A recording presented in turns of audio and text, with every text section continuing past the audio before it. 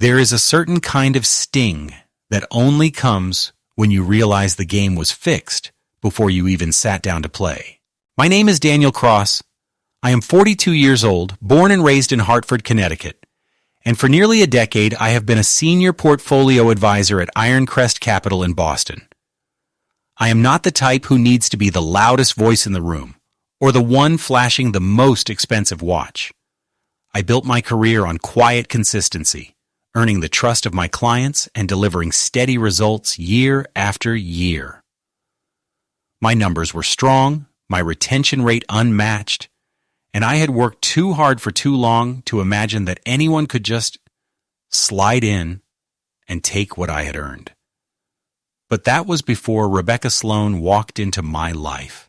Rebecca was 37, and in the span of just a couple of years, she had managed to turn herself into the firm's so-called rising star.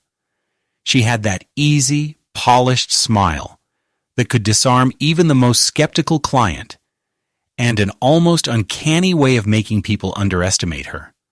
That, I would learn, was her most dangerous quality. She wanted everyone to think she was harmless, charming, even a little naive. But under that perfectly tailored dress and flawless presentation slides was someone who knew exactly how to bend the system until it broke in her favor. I remember the first time I saw her work a room. It was at a client appreciation dinner for one of our biggest accounts. I had spent weeks cultivating the meeting, making sure every detail was set.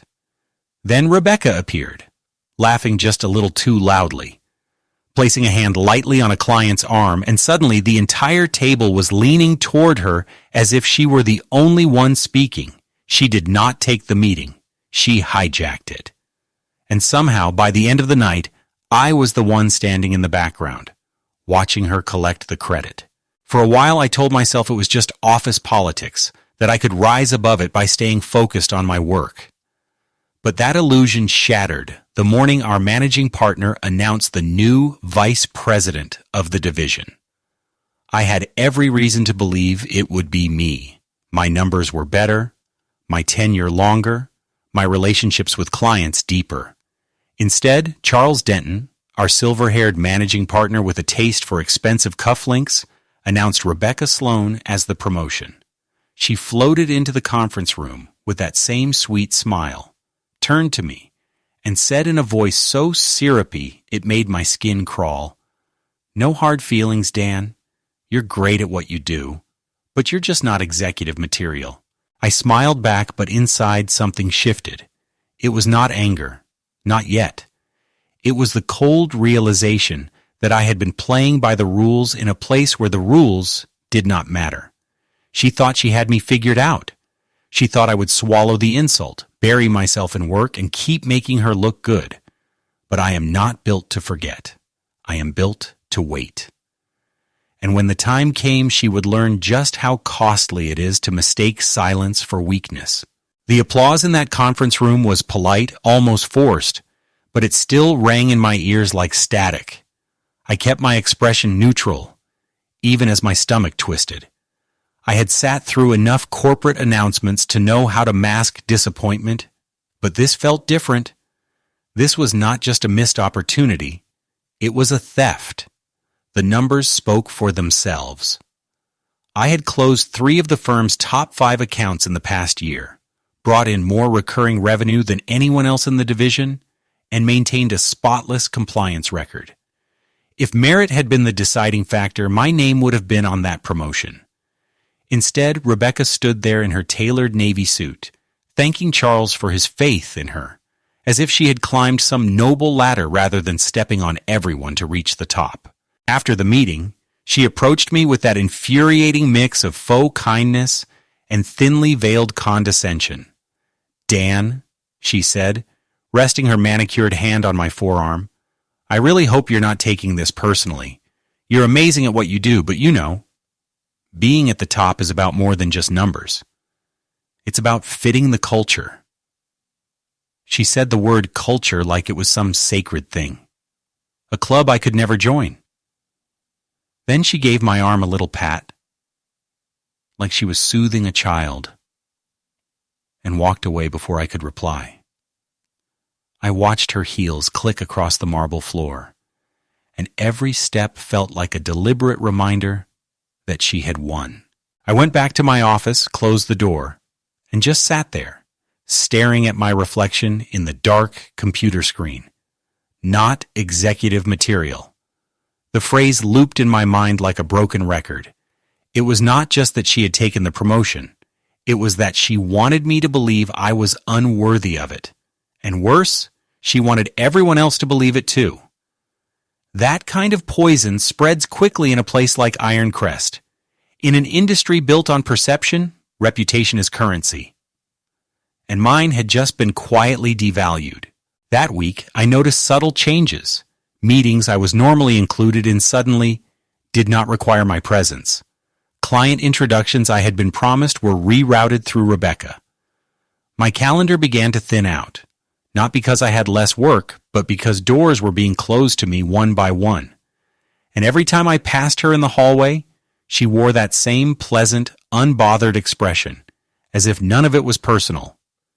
But I knew better. It was personal. She had made it personal the moment she decided I was an obstacle to be removed. I kept my head down, outwardly calm, but inside I was cataloging every detail. If she thought I would quietly fade into the background, she was wrong. I had built my career on patience and precision, and those skills were about to serve me in ways she could not imagine. Rebecca Sloan might have walked away with the title, but I was already planning something far more valuable. The day she would regret ever underestimating me. Once I stopped taking things at face value, the patterns jumped out at me like neon signs in the dark.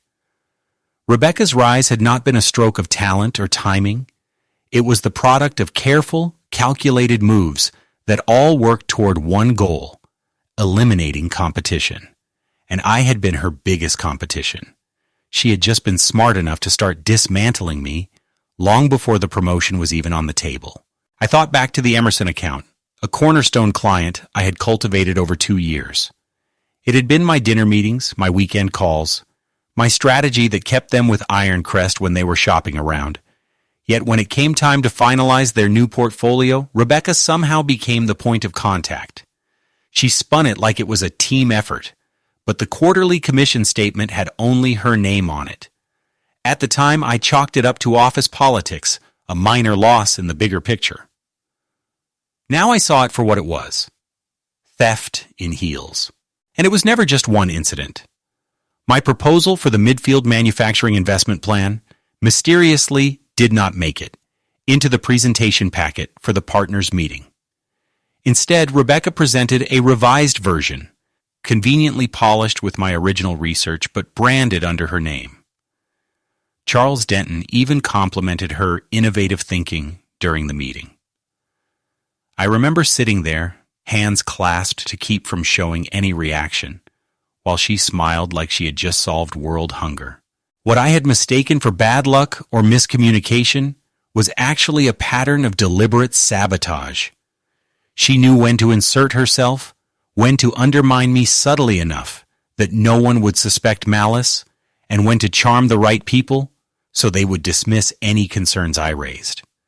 She was an artist of plausible deniability, and the more I examined the past 2 years, the more I realized she had been laying the groundwork for this promotion all along. The worst part was not even losing the VP role. It was the realization that while I had been busy doing the work, she had been busy doing me in. I had always believed that the numbers would protect me, that performance was the ultimate defense. But Rebecca had shown me that in the wrong hands, perception could strangle the truth before it ever saw daylight. I started writing things down.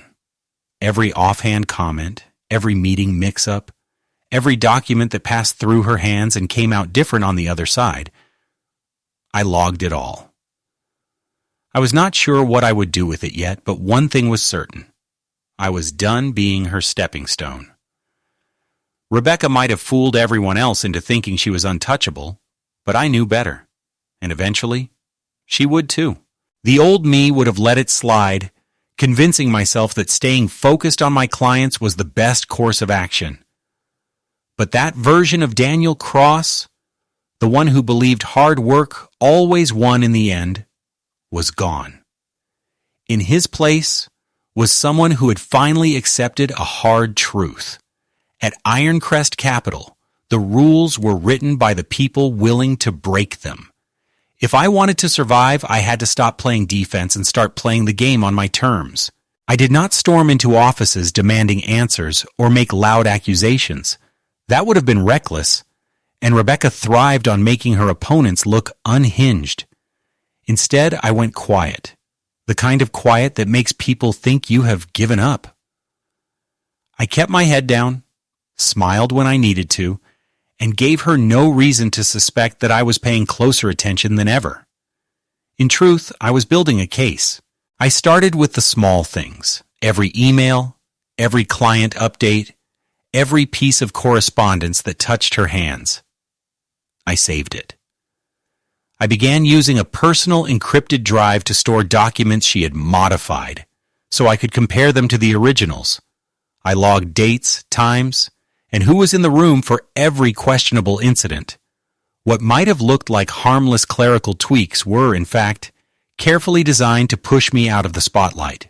But the more I documented, the more I realized that subtle sabotage was only part of the picture. There were inconsistencies in client billing reports that did not make sense. I noticed certain accounts being moved into high-fee investment vehicles without the usual compliance sign-off. The same client names kept appearing on special projects that only Rebecca seemed to manage. At first, I thought it might just be sloppy accounting. But then I started connecting the dots, and it looked less like carelessness and more like a deliberate scheme. The moment that sealed it for me came on a late Thursday evening when I stayed behind to finish some year-end projections. As I passed Charles Denton's office, I heard muffled laughter. Hers. The door was almost closed, but not quite. I glanced through the narrow gap and saw Rebecca perched on the edge of his desk, her hand on his shoulder, both of them leaning in too close for anything that could be explained as mentoring. I stepped away before they could see me, my pulse pounding. Suddenly, the promotion, the favoritism, the unshakable shield around her. It all made sense. That night, walking to my car under the glow of the streetlights, I made a quiet promise to myself. I was done being a passive player in Rebecca's little theater. I had the patience. I had the proof. And soon enough, I would have the perfect moment to use it. Once I saw them together that night, I could not unsee it. Every unexplained decision, every coincidental advantage Rebecca enjoyed, suddenly had a common thread. Charles Denton. It was not just that they were close. It was that they were too close, in ways that went far beyond mentorship or professional camaraderie. I knew rumors would be useless without proof, so I made it my mission to find exactly that. I started by pulling public records, the kind most people never think to check. Corporate filings, property deeds, campaign donations. If her name or anyone connected to her appeared, I flagged it. That is when I found something curious.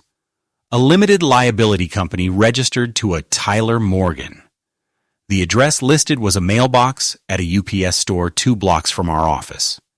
Tyler, it turned out, was Rebecca's cousin, someone she never once mentioned in all the years I had known her. The LLC had one purpose on paper: consulting services. Cross-referencing client billing logs with payment transfers, I noticed several of Rebecca's accounts had been routed through this so-called consulting firm. The amounts were suspiciously high for any legitimate advisory fee, and the clients were being pushed into overpriced, high-fee investment products that offered little real return. It was a classic kickback scheme. The clients paid Ironcrest. Ironcrest billed them for external consulting, and that money funneled straight into Rebecca's cousin's company before ending up in her personal accounts. At this point, I had 2 threads, the affair and the money trail, and I knew they were connected. The favoritism from Charles was not just about personal interest. He was either complicit in the scheme or willfully ignoring it to protect her. Either way, it meant both of them were sitting on a powder keg. I just needed the right spark. I began shadowing her schedule without her realizing it. If she had a client lunch, I noted where it was and who was there. If she left early on a Friday, I checked public parking logs to see where her car was scanned. Every piece of information went into my growing file. By the time I was done, I had bank statements, email trails, photographs, and enough circumstantial evidence to paint a very clear picture. Rebecca Sloan was not just manipulating office politics. She was committing fraud and doing it under the protection of a senior partner. But here is the thing about leverage. Timing is everything. You do not pull the trigger the moment you load the gun. You wait for the shot that will cause the most damage when the target feels invincible. Rebecca had just been handed the role she believed was untouchable, and Charles was too arrogant to think anyone would dare challenge him. That was fine by me. Let them get comfortable. Let them think they had won. The longer they believed the game was theirs, the more satisfying it would be when the board flipped. Rebecca's promotion dinner was held at the Caraway, one of those dimly lit Boston steakhouses where the menu does not have prices and the waiters call you sir like they mean it. It was the kind of place you reserved for victories, and Rebecca had spared no expense. Every partner was there, every key client, and of course Charles Denton sat at the head of the table, looking like the king of a very small, very expensive kingdom. Rebecca was radiant, her diamond earrings catching the light each time she turned her head to laugh at something Charles said. It was the perfect stage for what I had in mind. But I was not there to make a scene. No, my target that night was David Sloan, Rebecca's husband. He was 40, a corporate litigator with a reputation for precision, and a stare that could strip paint off a wall. I had met him briefly at a charity gala years back, and I knew enough to understand that he valued loyalty above all else, which meant the envelope in my jacket pocket would do more damage in his hands than mine. I waited until after the second course, when the wine had loosened everyone's tongues, and Charles was holding court with some self-congratulatory story about mentoring young talent. Rebecca laughed along, but I caught her glancing at her phone, always keeping one eye on the next move. That was my cue. I excused myself, stepped out into the hallway, and sent a quiet text to David.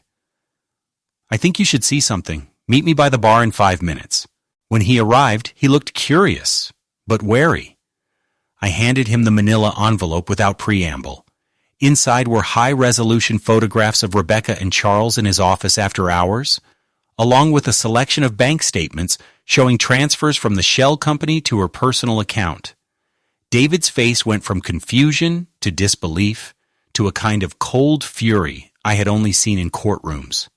"Is this real?" he asked, his voice flat. "Every word, every number," I replied. "And there's more if you need it." He nodded once, slipped the envelope under his arm, and walked back toward the dining room without another word. When I returned to my seat, I watched him slide into his chair beside Rebecca, his expression unreadable.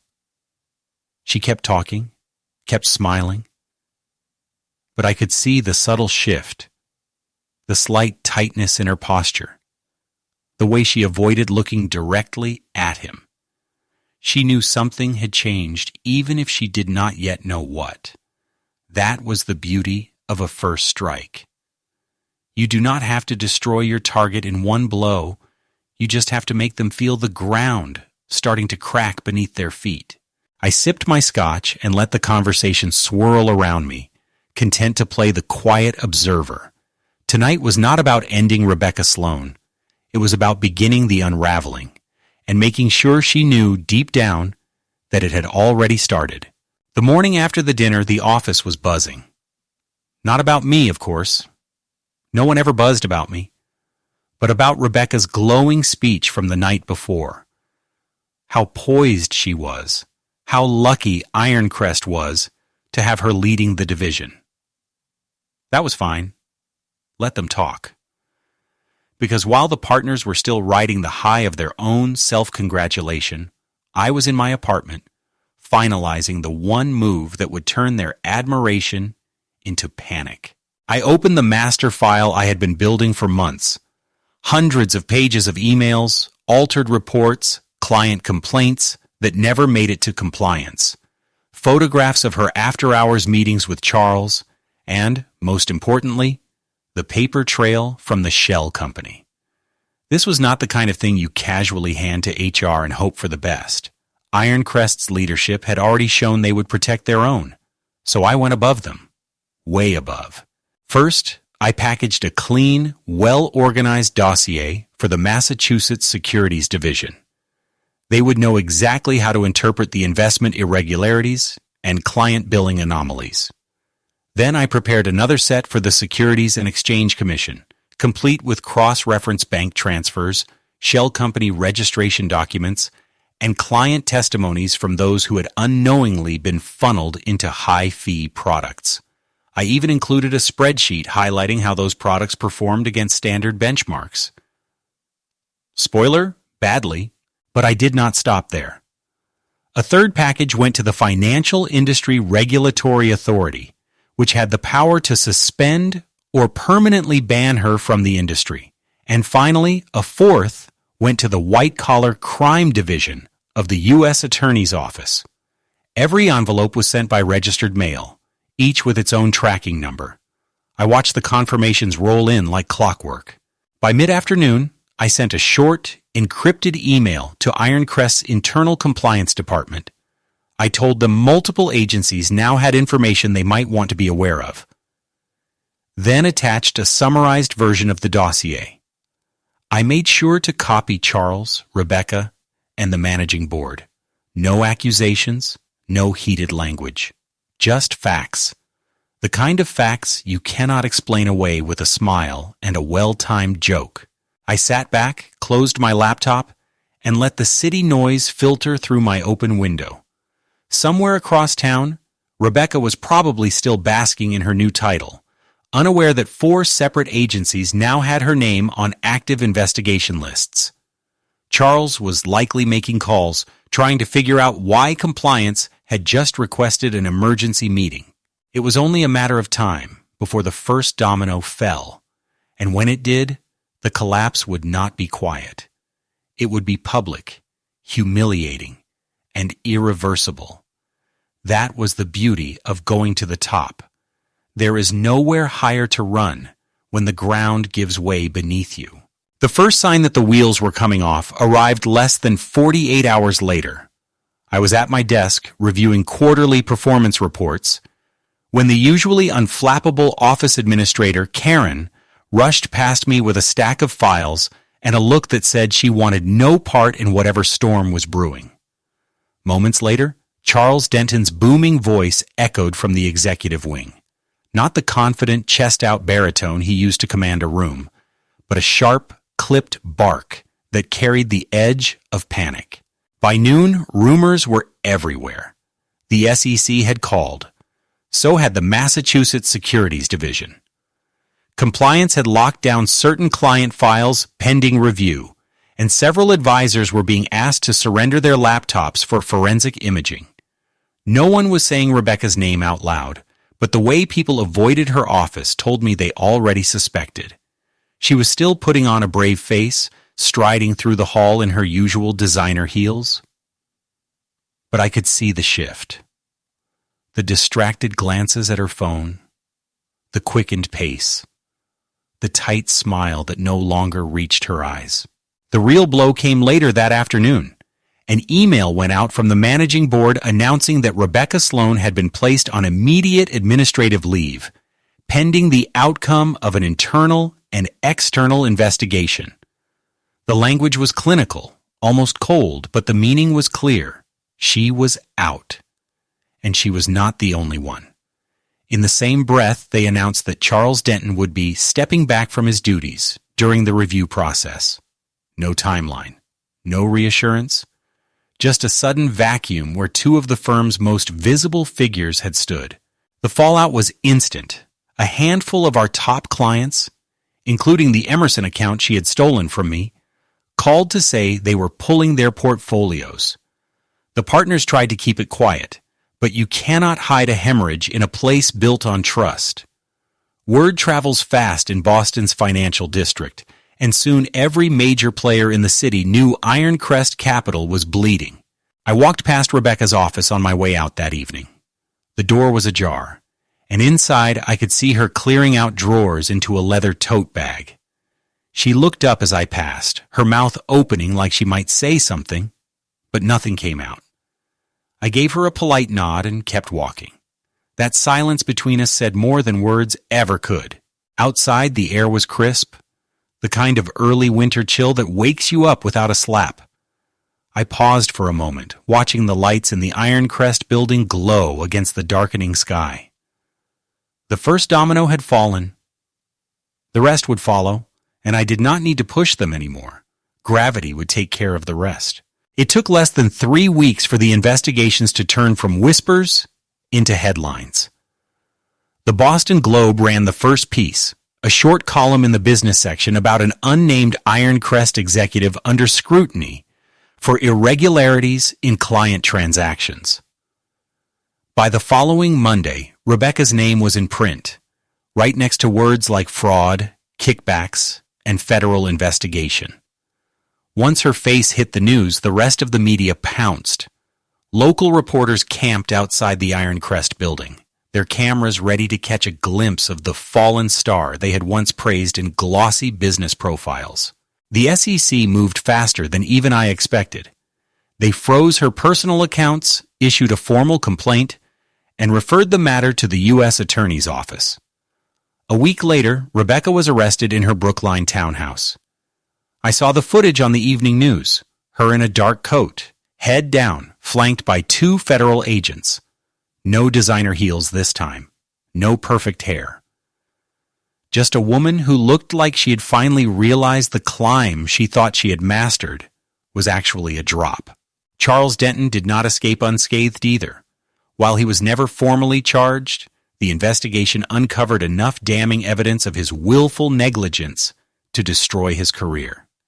He resigned quietly, citing health reasons. But everyone in the industry knew the truth. His phone calls stopped being returned. The invitations to speaking panels and charity galas dried up overnight. For a man who thrived on status, that kind of exile was its own kind of prison. Rebecca eventually struck a plea deal. 3 years in federal prison, full restitution to the clients she defrauded, and a lifetime ban from working in the securities industry. It was the kind of ending that looked neat and tidy on paper, but I knew it was far from over for her. The financial world is small, and reputations, once broken, rarely get repaired. Ironcrest Capital tried to patch the hole, issuing statements about renewed commitments to ethical standards and moving forward stronger than ever. But the damage was done.